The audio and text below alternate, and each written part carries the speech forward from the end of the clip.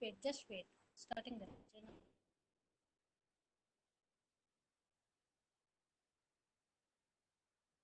Am I visible? Yeah. Hi, good morning, everybody.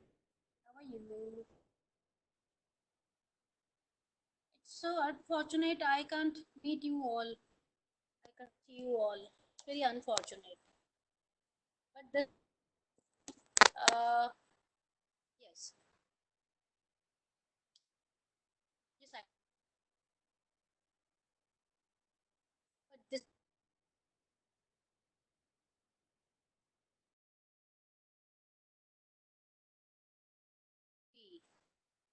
voice is not clear. Now is it clear?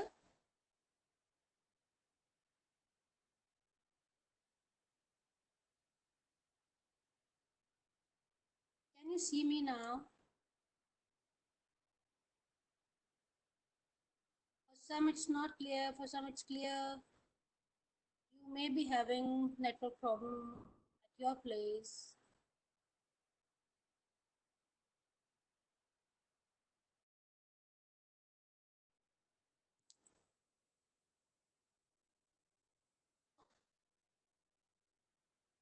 Yes, am I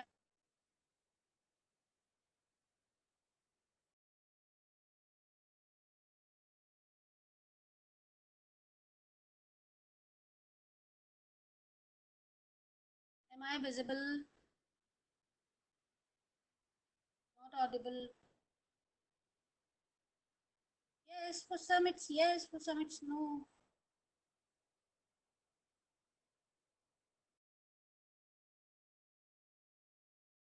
Visible? Okay, am I audible?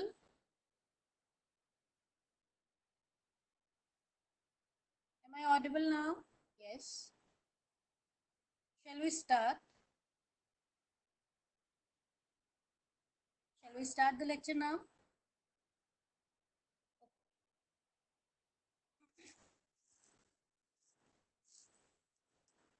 So, so far what we have done is international bodies and national bodies. Are you reading at your home? Have you started your studies? Yes, good, good, good.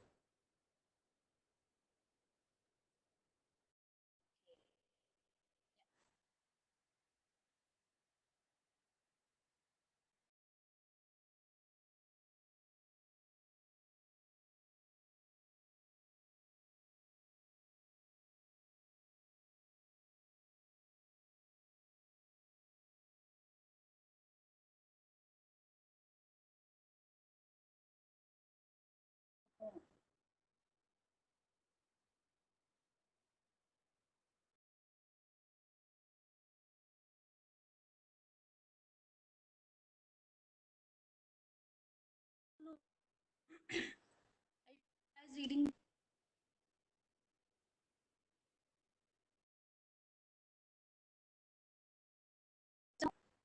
See, that's very, very important.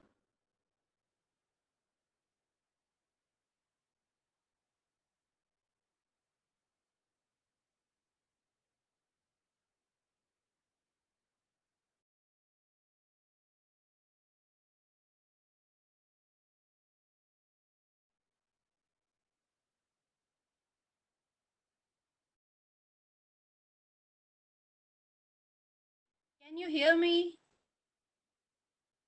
Yes? Okay. Voice is not clear. Is it clear now?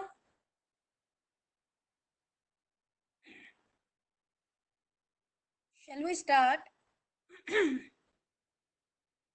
Shall we start? Yes. So, what I was telling you, WFH is new normal, that is work from home. You must all know that, right? What are the new normals after COVID-19? So, what you guys have to check the international bodies and national bodies we have done so far.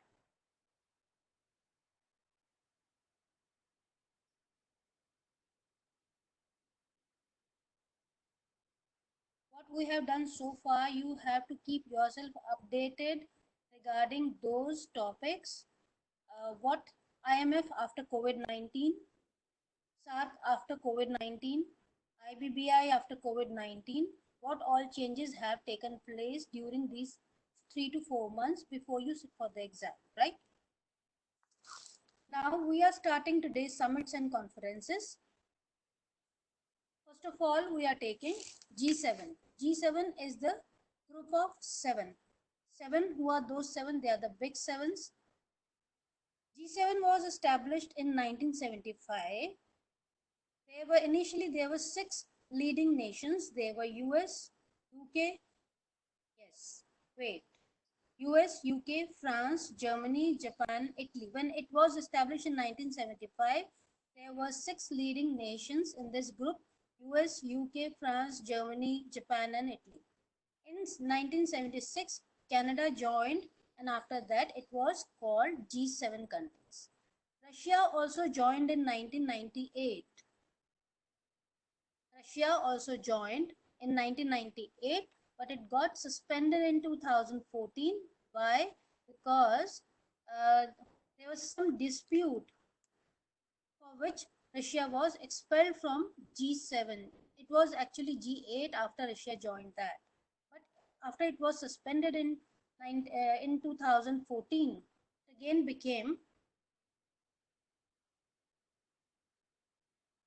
again became G7, right?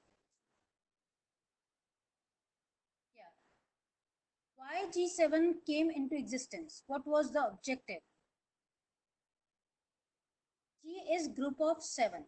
G7 means group of seven. It came into existence in 1975 with world's big six leading nations, industrial nations, right? They were US, UK, France, Germany, Japan, and Italy. In 1976, Canada also joined. It became G7 after Canada joined it. In 1998, Russia also joined, but in 2014, Russia was expelled from this group, so it again became G7. Why it why it was built? This G group was built. It see there was in 1973 there was an oil shock. There was an oil shock that is very famous oil shock of 1973. What had happened there at that time? Arab and Israel, they had a war, and since Israel and US, they are the friends, they always support each other. So US supported Israel in that war. Arab did not like that, so it put a trade barrier on US regarding oil. So to bring the solutions and to stop the after effects, financial after effects of this event that is called oil shock of 73, this group was built. This group G7, it came into existence to solve all the problems, right? Now the current members are US, UK, France, Germany, Japan, Italy, and Canada. It is group of seven. The objective again, they called this group called itself community of values. Please, if you have the study material, mark there. Is the third point. They call itself community of values.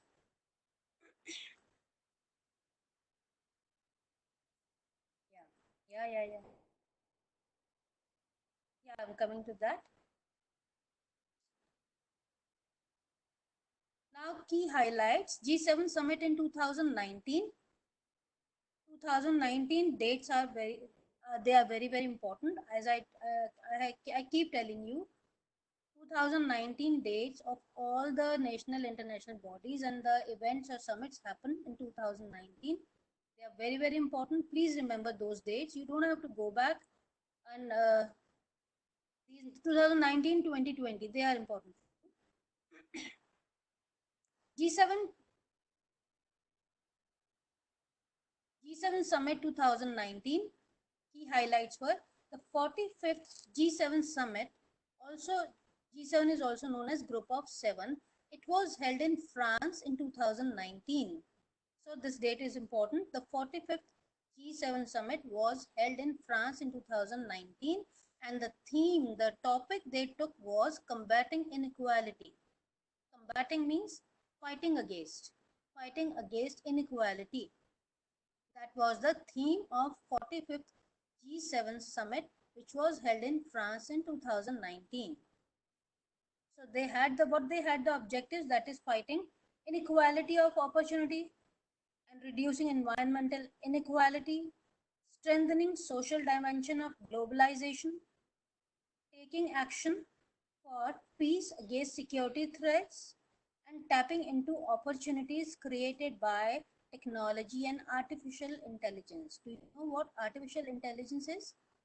This is very in thing these days, artificial intelligence. Can anybody tell me what artificial intelligence is? What does it signify?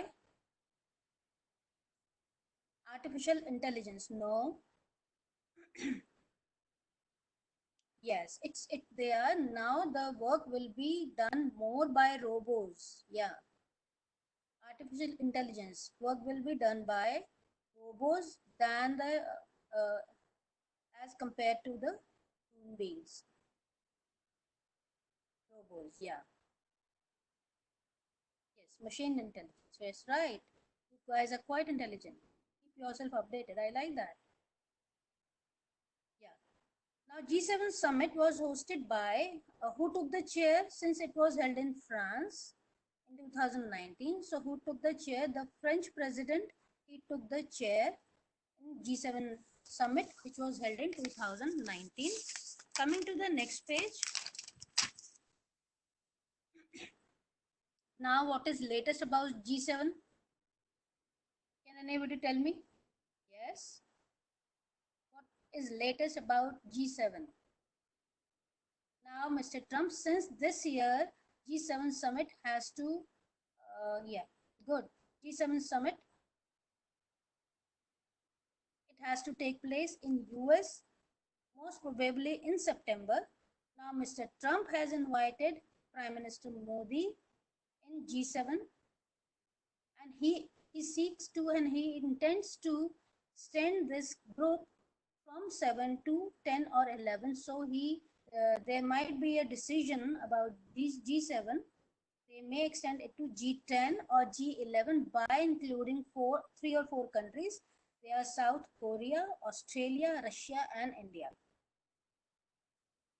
G7 in G7 summit, India, they keep inviting India. Last year also in France, they had invited non-members also. Last year, it was held in France. French president took the chair, and they invited non-member countries also, in which India was also invited. This year, this summit will take place in US, most probably in September, as per the news. India in G7 summit. India was invited to G7 summit last year after a gap of almost 10 years. It was invited in 2005, and then it was invited last year almost after a gap of 10 years. Now they intend to include India as a member, provided the permission or consent of all other member countries are there. China has objected to this very much, but this will be the decision of G7 countries. I am speaking very louder. Don't worry. After that, it is G20 summit.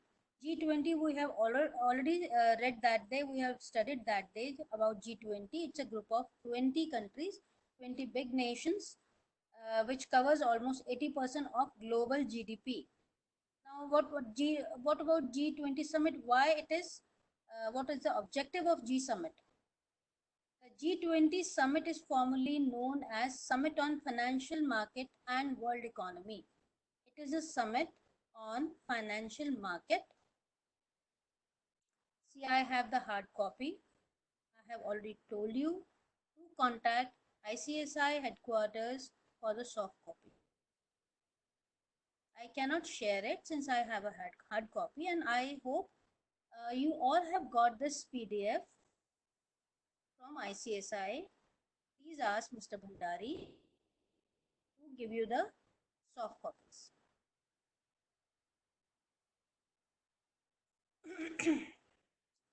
Yeah. What was the G20 is formally known as? It is summit is formally known as Summit on Financial Market and World Economy.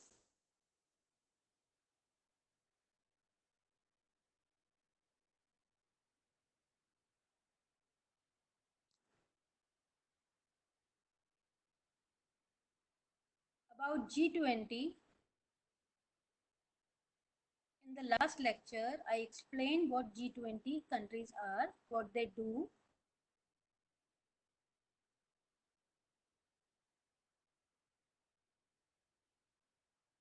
I'll take up your queries after the lecture. Yes, what is the history of G20 summit? Why this was started? See, there was a financial crisis, Asian financial crisis in 97-98, and it was mutually agreed by the finance minister of G7 countries that major economies should participate to discuss international financial crisis. And then they established G20 finance ministers and central bank governors meeting in 1999. This is the history of G20, why it came into existence.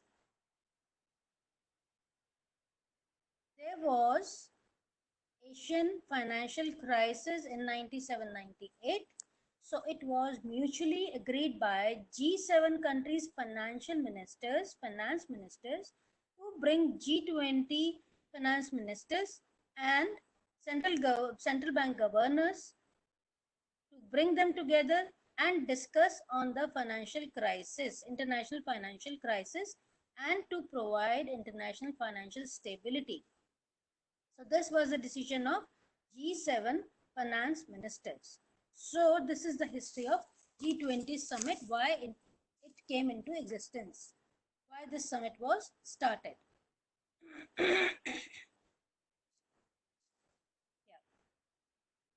Now G20 Summit 2019, as I told you in the last lecture also, it was held in Japan, Osaka. This date is important. This question may come. G20 Summit. It was held in Japan, Osaka in 2019. Last time also I told you that next G20 Summit will be held in 2020. It will be held in Saudi Arabia in 2022. India will be hosting G7 Summit in 2022. Remember the date.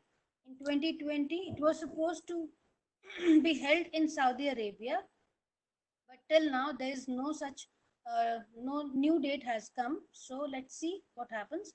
But in 2022, it is expected to be held in India. India will be hosting.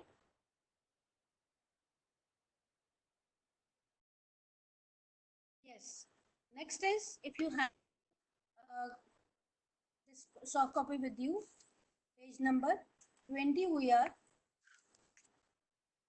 Next is India to host no conference 2020. India will be hosting no money terror.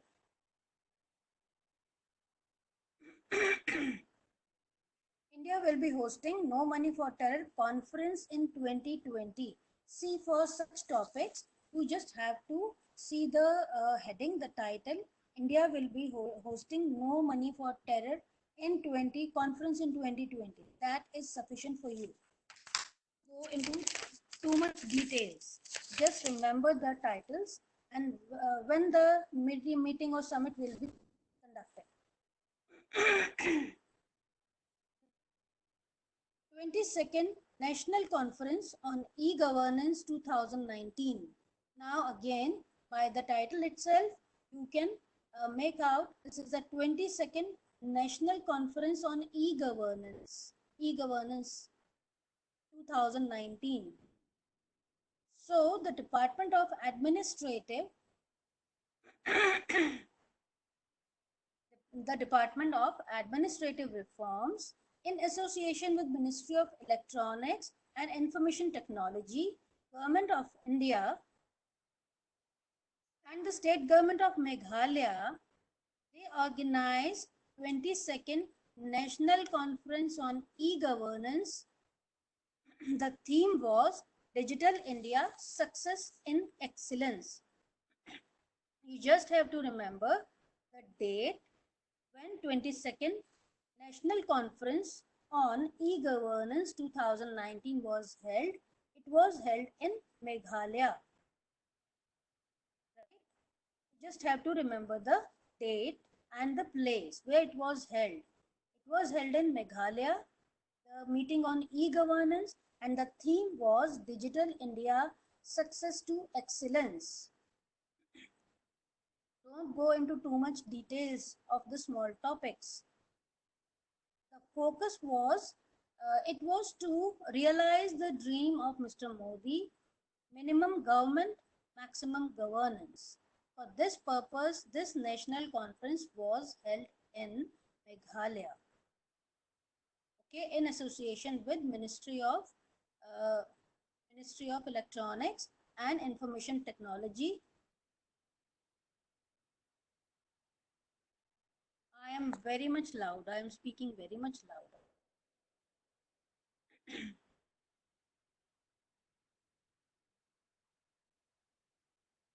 Is that clear? 22nd National Conference on E-Governance 2019 was held in Meghalaya, in Shillong, Meghalaya, and the theme was Digital India Success to Excellence. This conference or the conference was held to make Mr. Modi's dream, minimum government and maximum governance, this dream to realize.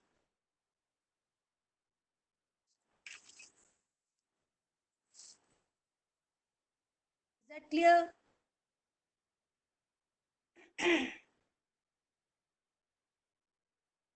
I'm literally shouting and I have a sore throat now. Next is New Gen Mobility Summit 2019. New Gen Mobility Summit theme was, see, you just take the soft copies from ICSI. You have all the information on current affairs in that.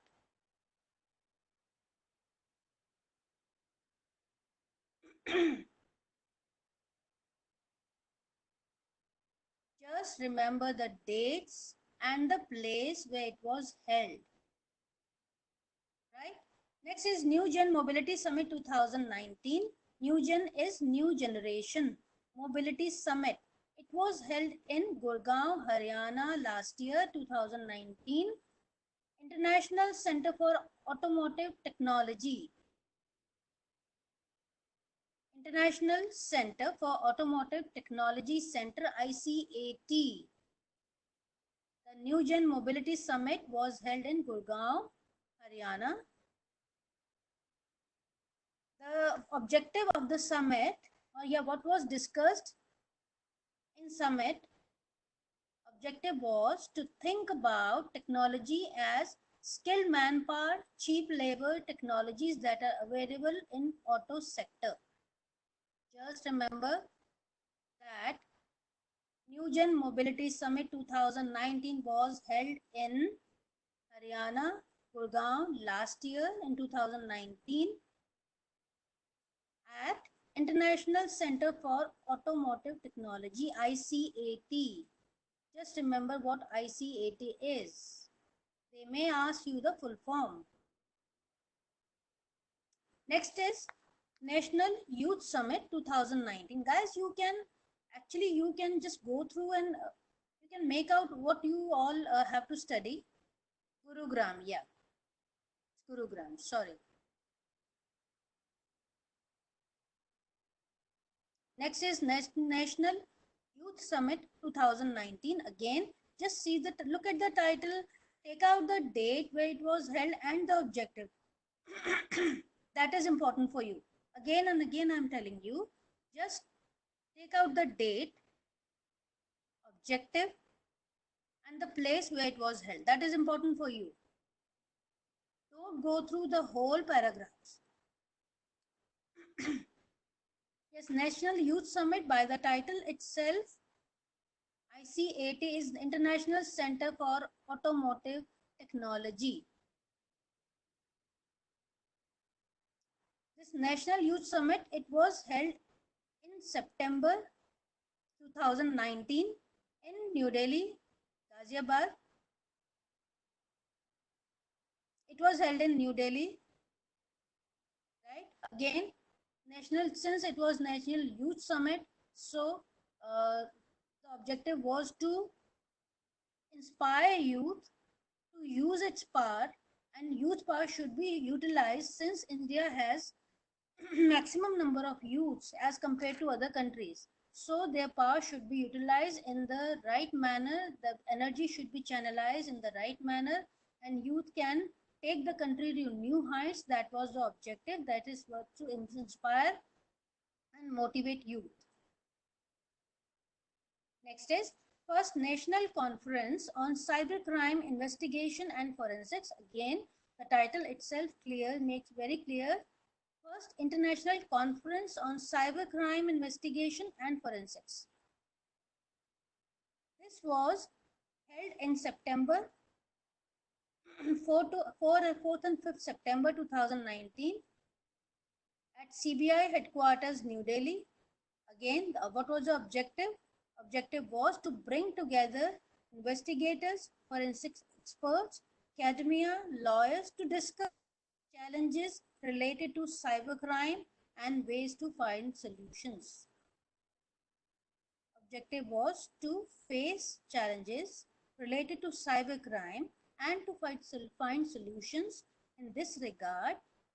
So for this, First National Conference on Cybercrime Investigation and Forensics was held in New Delhi in September 2019. That is, it's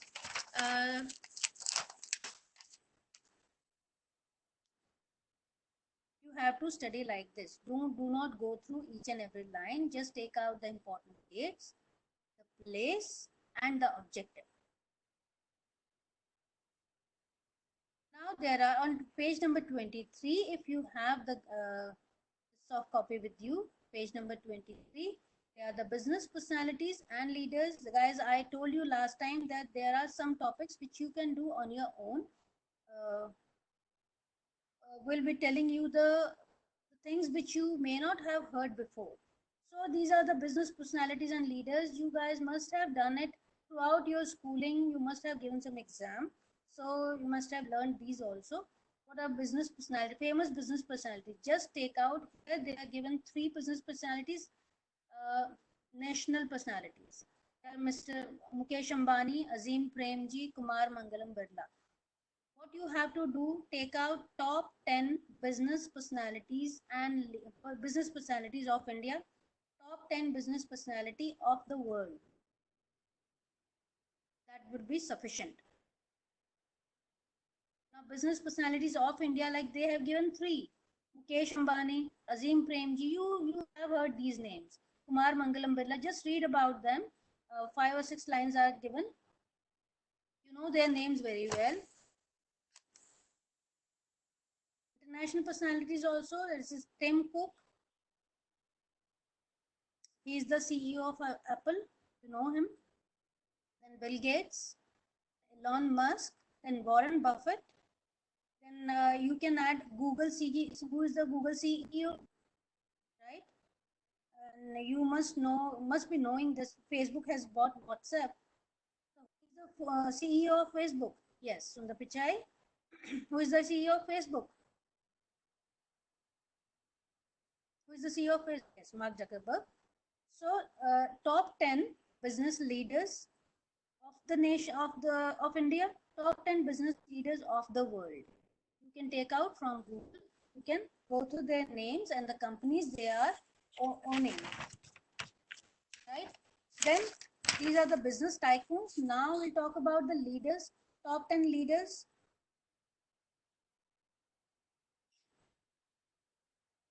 Top 10 leaders these days, only one leader is famous throughout the world, that is Mr. Narendra Modi. But still, top 10 leaders are one of Mr. Narendra Modi, you know about him, Donald Trump, everybody knows the name. Then there were major business events. They took place in 2019 and 20. The biggest event in US that was Howdy Modi. That was held in USA last year in Houston, and more than 50,000 Indians attended that event. That was the platform where, for the first time, an Indian Prime Minister and US President, they shared the platform together. They shared the stage together. That was the first time. That was a it was a huge event, Howdy Modi in Houston. And this year, Namaste Trump. You must be knowing about that. Yeah, Namaste Trump in Ahmedabad. Right? They are the biggest events that have taken place during 2019 and 20. Then it's Mr. Rajnath Singh becomes first defense minister to fly LCA Tejas. Just have to remember the title. Rajnath Singh becomes first defense minister to fly LCA Tejas. Okay, he is the defense minister. He is the first defense minister to fly LCA Tejas. Then next is commercial rollout of Jio Fiber by Mukesh Ambani. Commercial rollout by Jio Fiber by Mukesh Ambani. What do you mean by rollout? It's unveiling. It's unveiling. Unveil karna, making it public. You know, commercial rollout of Jio Fiber. That's a now Jio Giga Fiber, renamed Jio Fiber. You must have heard this about Jio Fiber. They have started their commercial services in India from September 5, 2019. It's a big revolution in the digital world. Jio Fiber. They unveiled Mukesh Ambani. Mukesh Ambani renamed Jio Giga Fiber to Jio Fiber, and it's a big revolution in the digital space in India.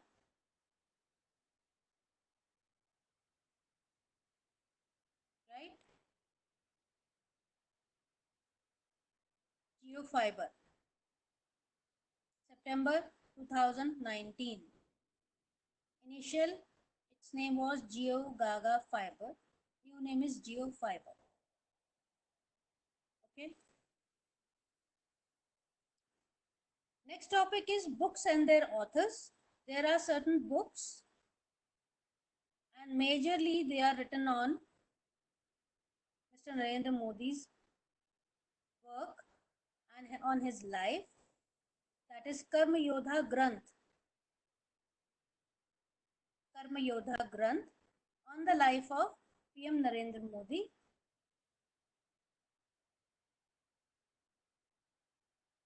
It was released in January 2020. Now the name of the book is enough, and on whose life it was written, that is Karma Yoddha Granth. Next is Turbulence and Triumph, the Modi years. Again, Turbulence and the Triumph on the Modi years. Again on Mr. Modi. What you can extra do is take out the top 10 top bestsellers of 2019. Okay.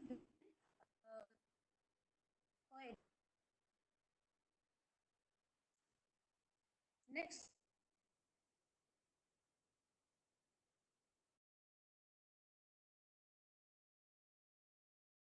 is, he's very famous. He's very much in news. Veer Savarkar.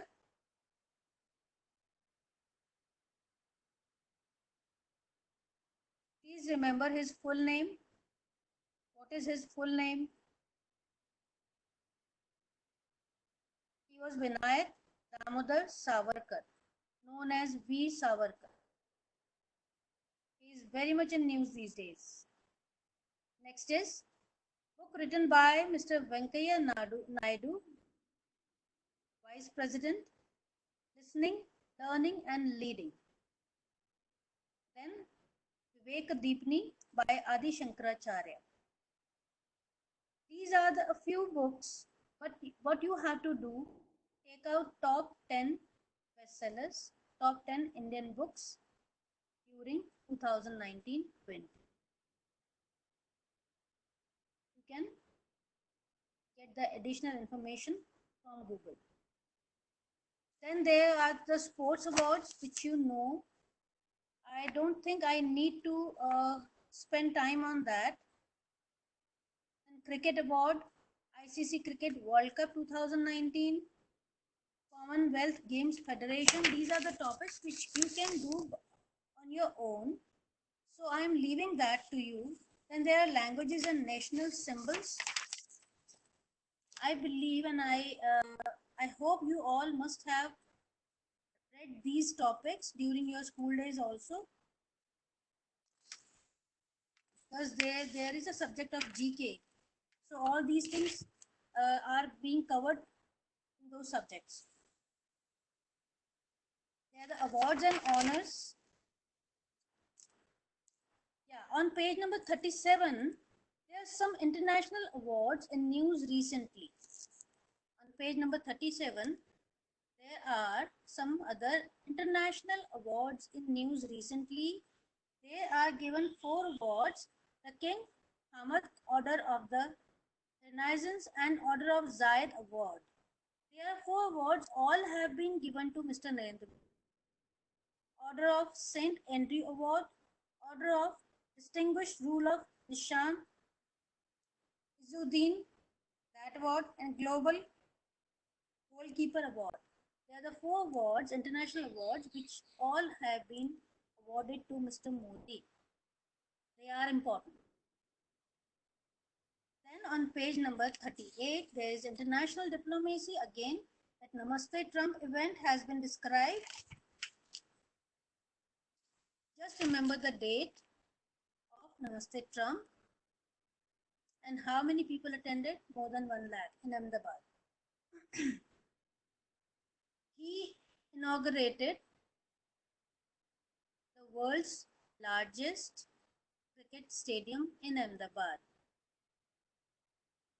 Yes, it's Motera Stadium. Yeah.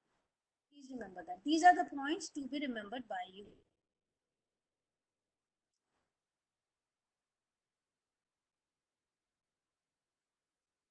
Then there is art and culture.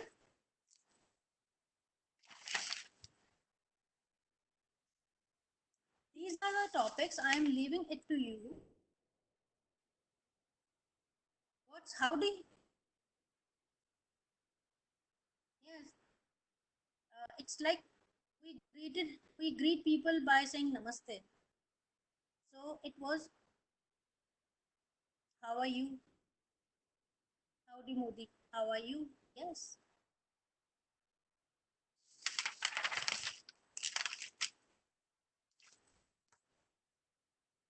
See, on page number 43, there are given some sample questions.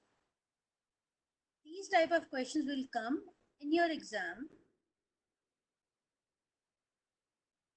Like, who has been appointed as interim leader of IMF recently?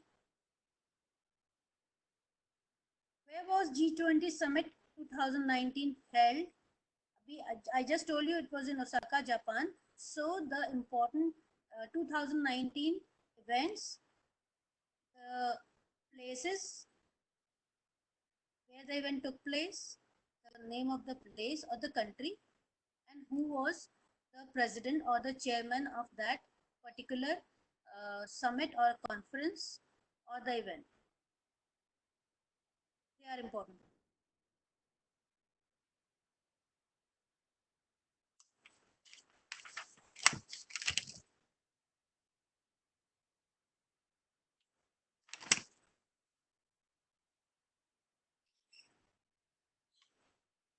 These a few topics, I am leaving it to you. Please go through them. If you find any difficulty, if you don't understand the art and culture, the awards, I'll be giving you the sample question paper. Don't worry about that. Let this finish. Let this subject finish. I'll definitely give you. Don't worry. We'll send you the sample paper. It is given in the sample. Sample 10 questions are given. They are the samples only in this book. Please get the soft copy from the institute. I have been requesting since the first lecture. Please get from there.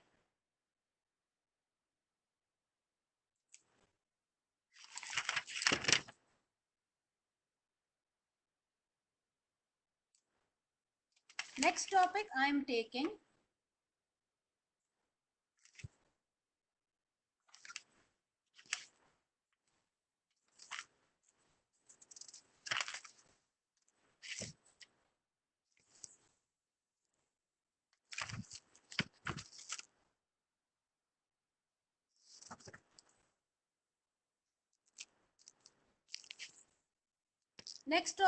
am taking is legal and other affairs. That is on page 76. I'll be covering the previous topics in the next lecture. Right? Please come to page number 76. They are the legal and other affairs.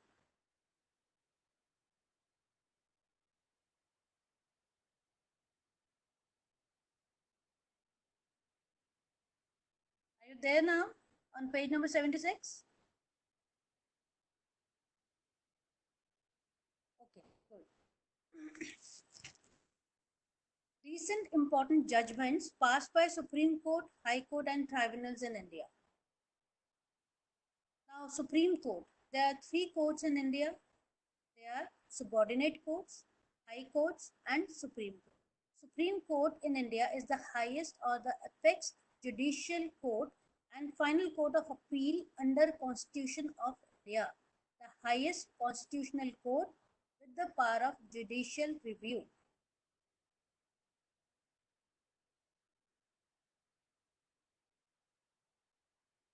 Okay, there are three courts in India. There are subordinate courts, there are high courts, there are Supreme Court, and Supreme Court in India is the highest judicial court. It is the apex court. Apex means the highest, and the final court of appeal under the Constitution of India. Now, constitutional provisions. The Indian Constitution provides for provision of Supreme Court under Part 5, the Union, and Chapter 6, the Union Judiciary.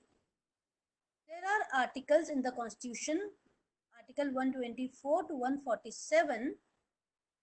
In Part 5 of Constitution deal with the organization, independence, jurisdiction, powers, and procedures of Supreme Court. Article 124 to 147 in Part 5 of Constitution, they deal with organization,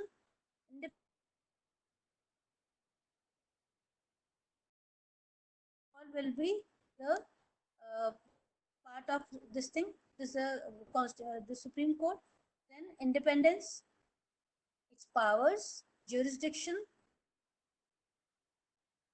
and procedures of Supreme Court, how it will work. The Indian Constitution under Article 124, Subarticle 1 states that there shall be Supreme Court of India constituting of a Chief Justice of India CJI. Please mark that CJI. And until Parliament by law prescribes a larger number, not more than 7 other judges, Supreme Court will have one CJI, Chief Justice of India, and until Parliament by law prescribes a larger number, जब तक Parliament, the time till Parliament asks for a larger number, there should not be more than 7 other judges. Chapter 4, page number 76, we have started legal studies. Supreme Court will have one CJI and 7 other judges. But if Parliament says, it can have more than 7 judges also.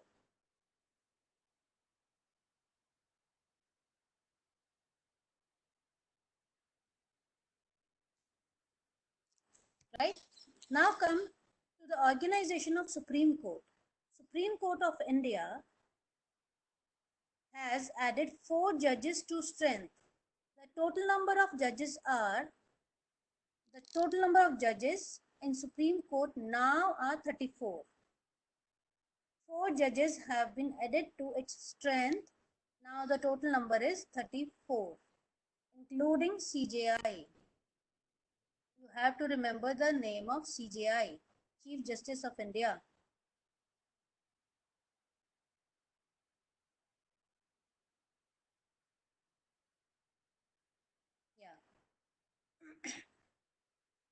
Now the number has been increased to 34. The judges, Supreme Court judges, the number has been increased to 34, including CJI.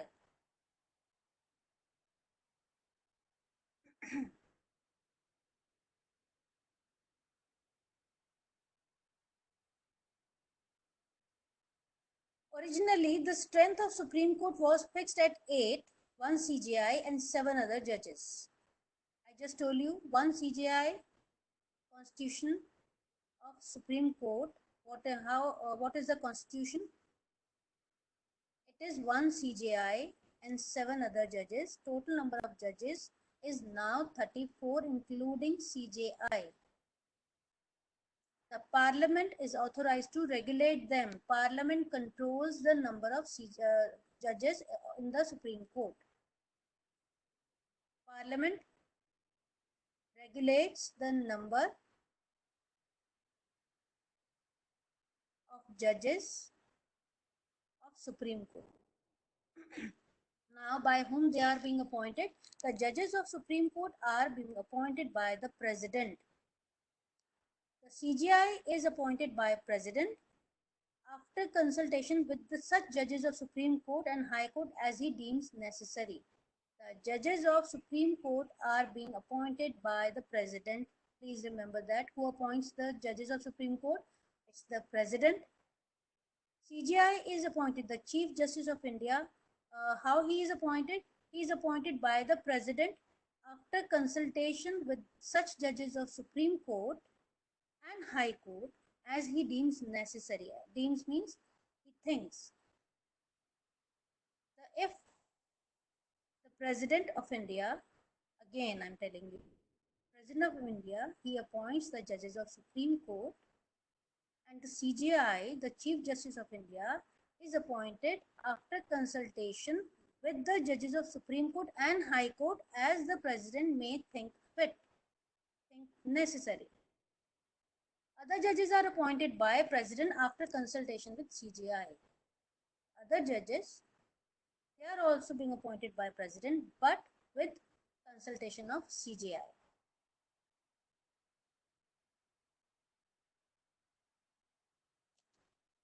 Next is a date is given. Supreme Court clears Char Dham Highway project connecting 4 holy places in Uttarakhand. Supreme Court clears Char Dham Highway project during August 2019, which will connect 4 holy places of Uttarakhand through 900 kilometers all-weather roads. Right? So this organization of Supreme Court, its constitution, who appoints who, right? That is important for you. There are 34 judges in total now. That is the change. Who appoints them? The president. There are judges in total. One CGI is being appointed by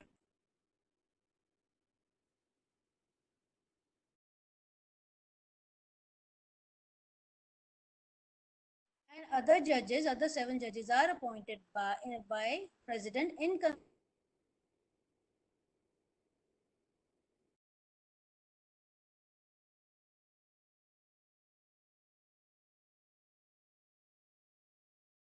to page number 77. Come to page number 77. Are you there? Can you hear me? Come to page number 77. Okay. Now there's some recent important judgments by Supreme Court of India. Now, what you have to remember in the judgments, it is the name of the case, who versus whom, and what was the case about. That is important for you.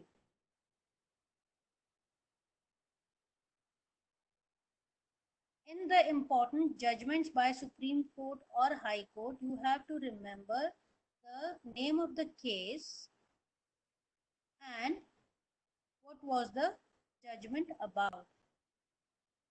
So, some recent 2 important cases, judgments by Supreme Court of India are being given here. That is, in the case of DAV College Trust and Management Society versus Director of Public Instructions. The case of DAV College Trust and Management Society versus Director of Public Instructions. That is the name of the case. And what was it all about? Come to the topic. NGOs receiving substantial financing from government come under RTI Act. The topic was NGOs receiving substantial financing from government come under RTI Act. What is RTI? It's Right to Information.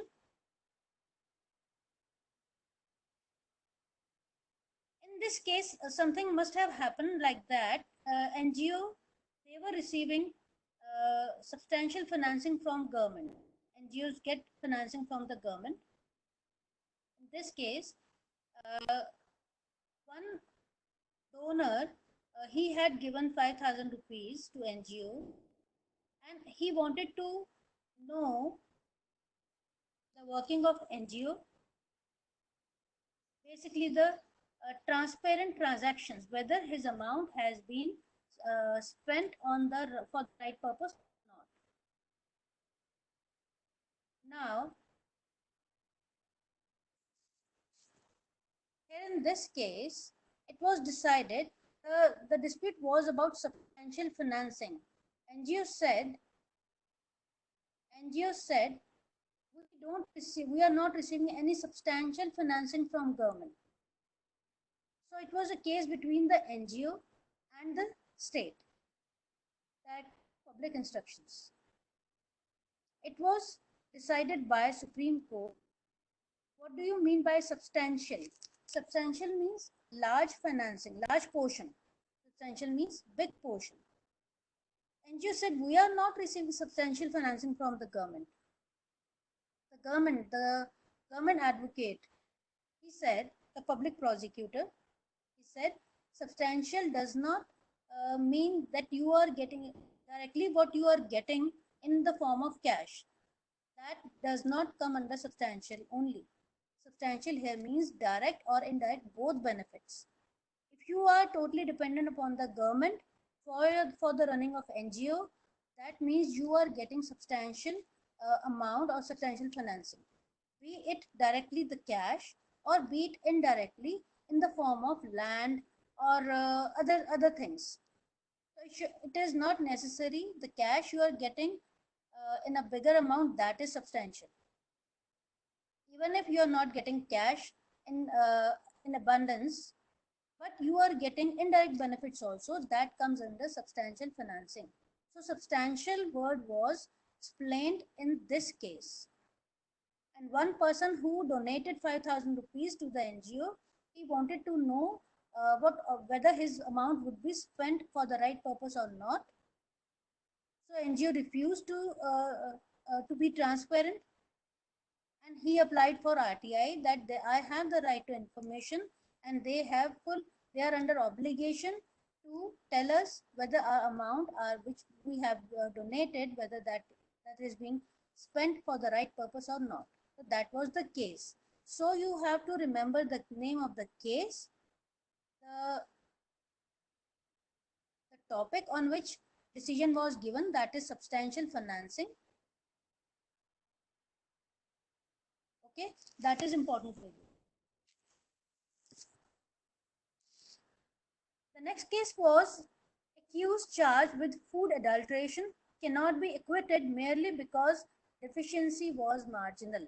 Now, the next case with Supreme Court was accused means the culprit. He was charged with food adulteration, and he said that food adulteration,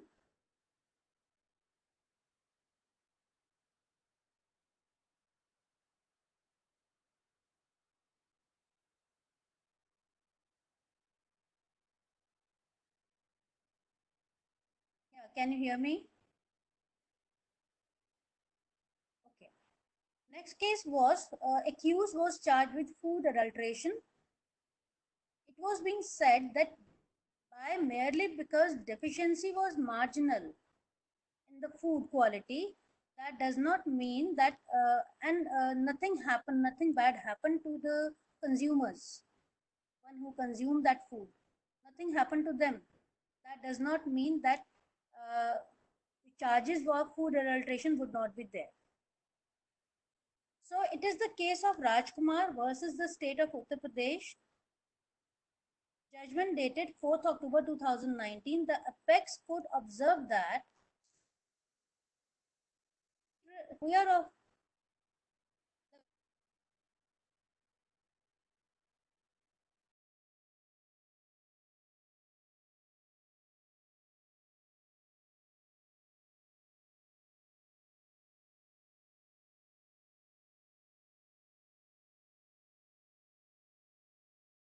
will not be taken care of. So, even if the deficiency was marginal, even if quality was okay, but if standards have not been followed, then they will be the accused will be punished. So in this case, court said we are of considered view that once standards are laid down by the legislature, then those standards have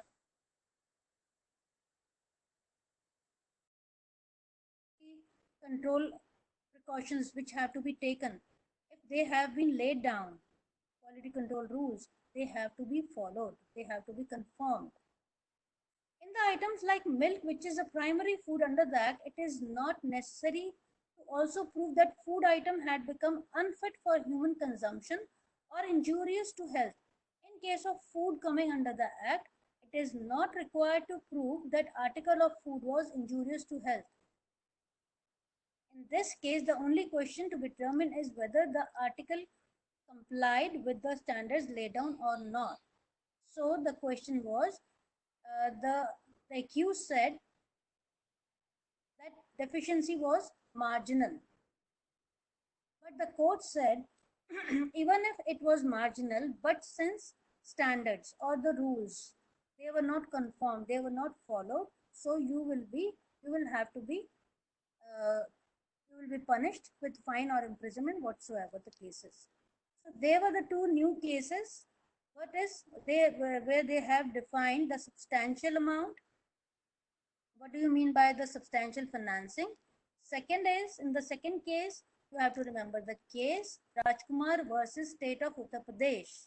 That is the name of the case you have to remember. And the apex court means the Supreme Court. He gave the judgment that merely because deficiency was marginal and nothing happened to the consumer, that does not mean that you will not follow the standards. The standards which have been laid down, they have to be followed by you. That was the judgment of Supreme Court. Now next is the High Court of India. High Court has a cohesive judiciary system and Supreme Court is the apex one. High Court is supreme judicial body in a state. Do you know that? There are many subordinate courts. Then there, above that there is a High Court of every state. Then there is a Supreme Court which is in New Delhi. Maximum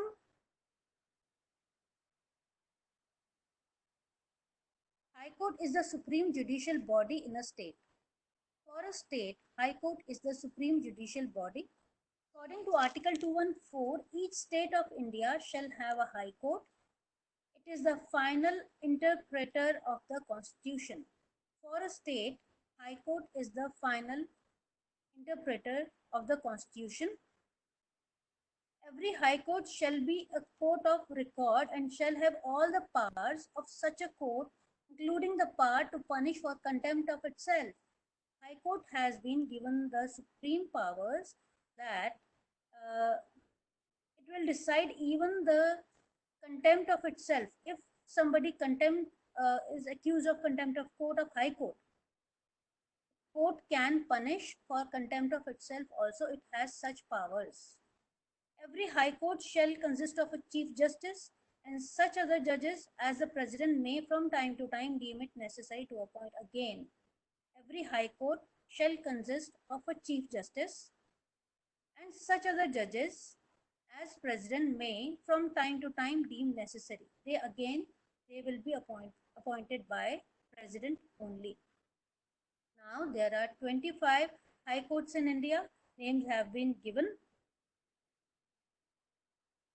in the box below, if you can see that.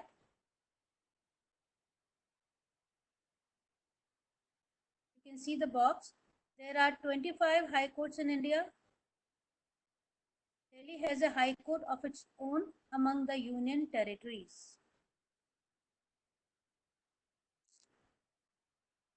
You don't have to remember the names of the High Courts.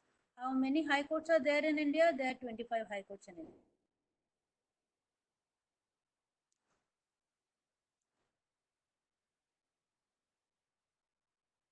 Next is there Administrative Tribunal Court.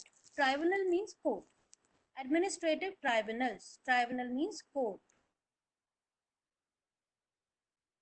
The enactment of Administrative Tribunals Act in 1985 opened a new chapter in the sphere of administrating justice to aggrieved government servants.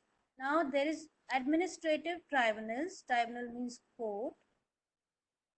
It was established in 85 to give justice to aggrieved government servants. This was specially for to give justice to aggrieved. Aggrieved means the suffering party, the government servants.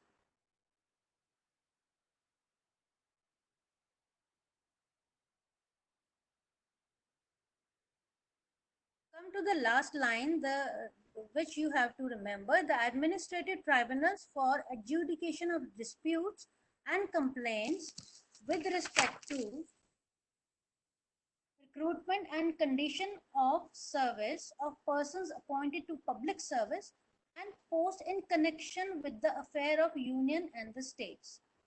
So this court, administrative tribunals, are especially to give justice to aggrieved government servants. Government servants, they are who are at the high post.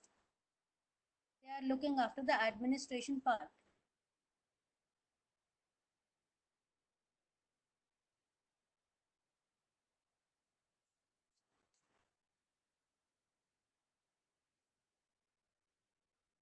Then next is National Company Law Tribunal. Tribunal again I have told you. National Company Law Tribunal. Tribunal means court. The central government has constituted National Company Law Tribunal under Section 40 Companies Act 2013.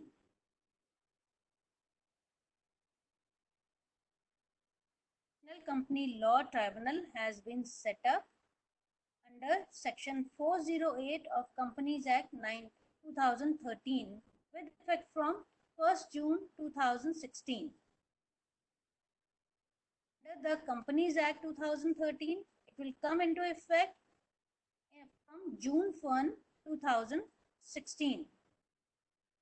National Company Law.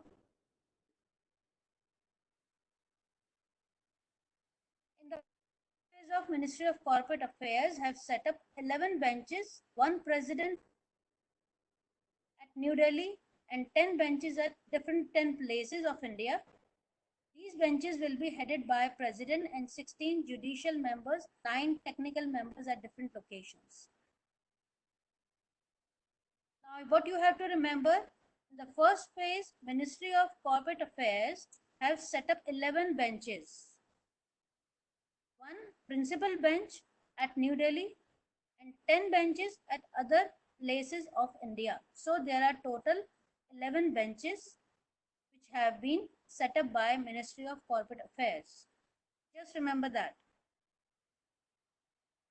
Next is National Company Law Appellate Tribunal. What do you mean by appellate? The tribunal, the court where you can appeal against the judgment of other courts. Now this is National Company Law Appellate Tribunal. So whatever judgment given by National Company Law Tribunal, if somebody who is the aggrieved party, if he is not, he doesn't like the judgment, he can appeal further to National Company Law Appellate Tribunal. Appellate means where you can appeal against the order of National Company Law. Okay. So this was constituted under Section 410 of Companies Act 2013 for hearing appeals against the order of National Company Law Tribunal. If you want to appeal against the orders of National Company Law Tribunal, one can go to National Company Law Appellate Tribunal. Appellate means the place where you can appeal against the order of National Company Law Tribunal. And this was under Section 410 of Companies Act 2013 with effect from for hearing appeals against the orders of National Company Law Tribunal with from again 1st June 2016.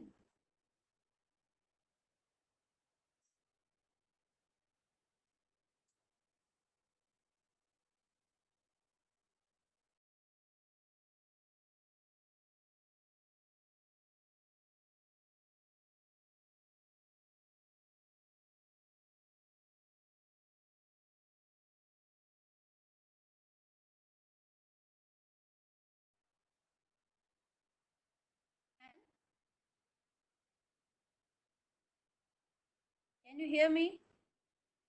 Yes. You can file appeal against the orders in NCLAT, National Company Law Appellate Tribunal, against the order passed by National Company Law Tribunals under Section 61, Section 202, Section 211 of IBC or IBBI Act, Insolvency and Bankruptcy Code.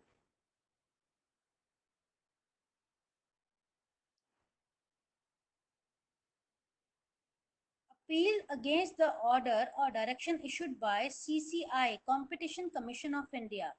Those appeals can also be filed with an NCLAT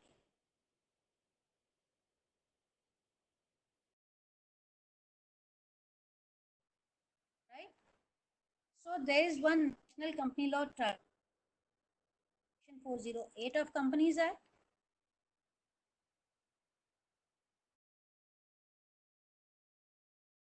Against the orders of NCLT. In addition,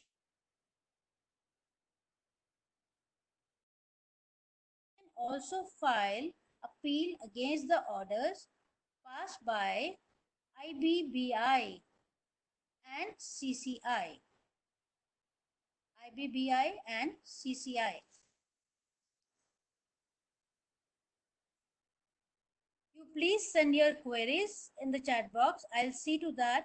Don't worry about that. I'll answer in the next lecture.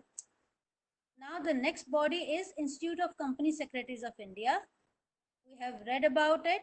I have told you the important thing here is UDIN, this identification number which has been given, which has come into force for company secretaries in practice. So UDIN is important in ICSI, and the constitution of ICSI, when it was established, under which it works under Ministry of Corporate Affairs. Then there was the celebration of 51st Foundation Day of ICSI. Yes, you can see that they are of no importance. UDIN is important. Company ICSI's establishment date is important for you. Then celebration of 47th National Convention of Company Secretaries, where it was held. You can just give a quick reading to that. UDIN is important.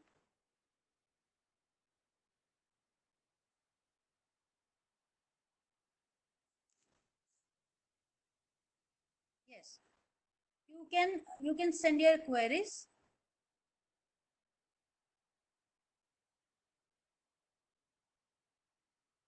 UDIN, please go through UDIN. I have told you many times. 3 times you have read about ICSI. UDIN is there. It is the unique identification number, specially given for the company secretaries in practice to strengthen their practices.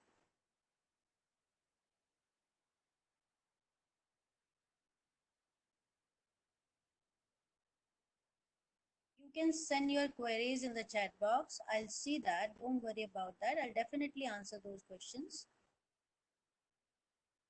So we are winding up here.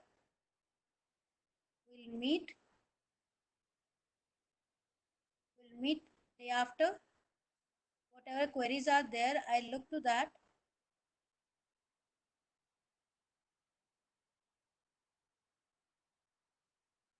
Just go through the this soft copy, or if you have this soft copy PDF of current affairs, there are given at the end of every chapter, there are given the sample of MCQs which might be asked, and this study paper, this material is sufficient for you. You just have to keep yourself updated about these topics. What major changes have taken place during last 3 months regarding these things? That is important for you.